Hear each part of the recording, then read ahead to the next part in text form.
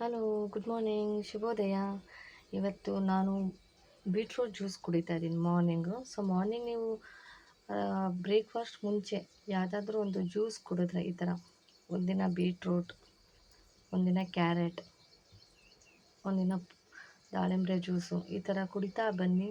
ನಿಮಗೆ B12 improve ಆಗುತ್ತೆ. B12 is nothing but ಬ್ಲಡ್ನ ಇಂಪ್ರೂವ್ ಮಾಡುತ್ತೆ, ಪ್ಯೂರಿಫೈ ಮಾಡುತ್ತೆ ಮತ್ತು ನಿಮಗೆ ತುಂಬಾ ಒಳ್ಳೆಯದು. ಈಗ ಅರ್ಲಿ ಮಾರ್ನಿಂಗ್ ABCD ಜ್ಯೂಸ್ ಕುಡೀರಿ ಅಂತ ಹೇಳ್ತಾರಲ್ವ, ಹಾಗೆಯೇ ನಾನು ಅದನ್ನ ABC ಮಾಡಿರುತ್ತೆ. ಡೈಲಿ ಒಂದೊಂದು ಜ್ಯೂಸು, ಅದು ಬ್ರೇಕ್ಫಾಸ್ಟ್ ಮುಂಚೆ ಇರಬೇಕು, ಕಾಫಿ ಟೀ ಮುಂಚೆ.